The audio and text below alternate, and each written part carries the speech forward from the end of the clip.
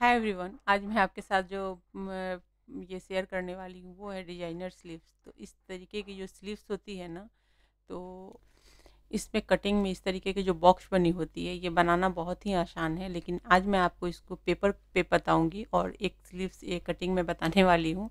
तो डिजाइन, आप इस डिजाइन को ध्यान से देखिएगा। पेपर पे बहुत ही इजीली मैं कटिंग करके बताऊंगी और आप आसानी से डिजाइनर स्लीव्स बना सकते हैं।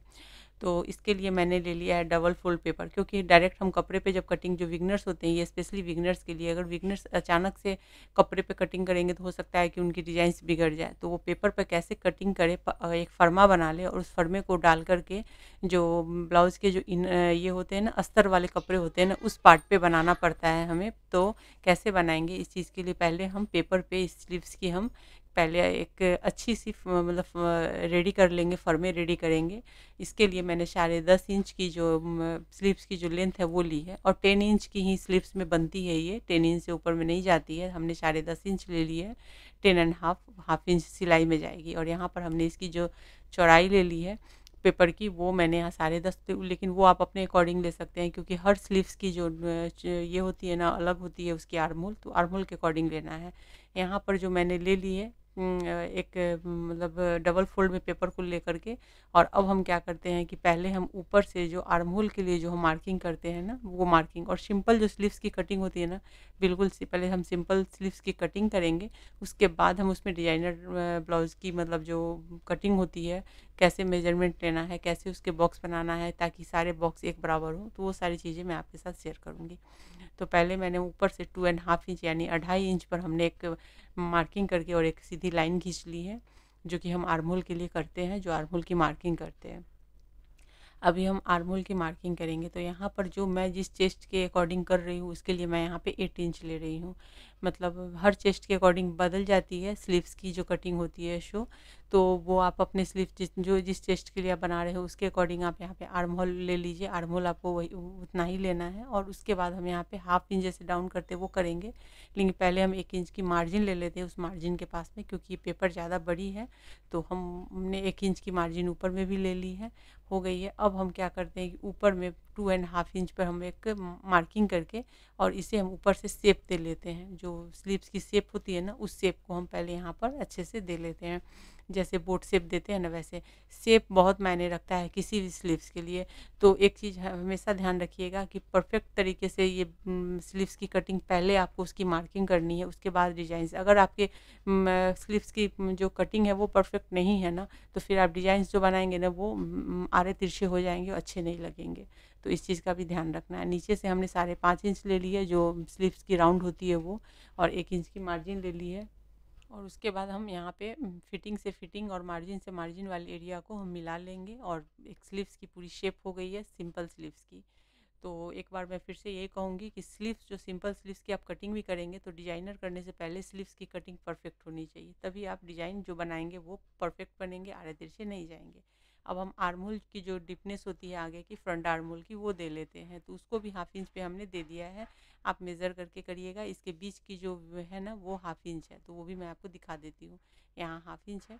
आप चूँकि विगनर्स हैं तो विगनर्स को इस चीज़ का ध्यान रखना है कि उनको यहाँ पे अंदर में हाफ इंच लेना है। मैंने अंदाजे से किया क्योंकि मुझे इसका आइडिया था, तो मैंने करके आपको दिखाया है। ठीक है, अब हम चल के पहले इसकी सिंपल स्लीव्स की कटिंग कर लेते हैं। ठीक है, और इसकी कटिंग करने के बाद ही हम डिज़ाइन डालना शुरू करेंगे। डिज़ाइंस में बिल्कुल ध्यान से देखिएगा, वीडियो को स्किप कर करके मत देखिएगा, नहीं तो कुछ समझ नहीं आएगा।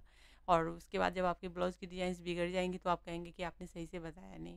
तो मैं यहाँ पे सारी चीज़ें, सारे पॉइंट कर करके आपको बता रही हूँ, आप इस चीज़ का ध्यान रखिएगा। अब चलिए हम यहाँ पे करने वाले, इसकी भी आर्महोल की जो डिपनेस है उसको भी हम कम कर लेते हैं यहाँ पे, फ्रंट आर्म होल की। और उसके बाद हम कटिंग शुरू करेंगे। पूरी कटिंग ध्यान से देखिएगा, सिंपल सी लगती है ना, लेकिन इसमें भी टेक्निक होती है। बिना टेक्निक के आप बनाएंगे ना तो बिल्कुल भी परफेक्ट नहीं बनेगी, बॉक्स एक बराबर नहीं जाएंगी, आपको फिर परेशानी होगी। ठीक है, तो हम चलते हैं, शुरू करते हैं। तो यहाँ पर डिज़ाइंस अलग अलग तरीके से आप बना सकते हैं, एक ही डिज़ाइन अलग अलग तरीके से भी बनती है।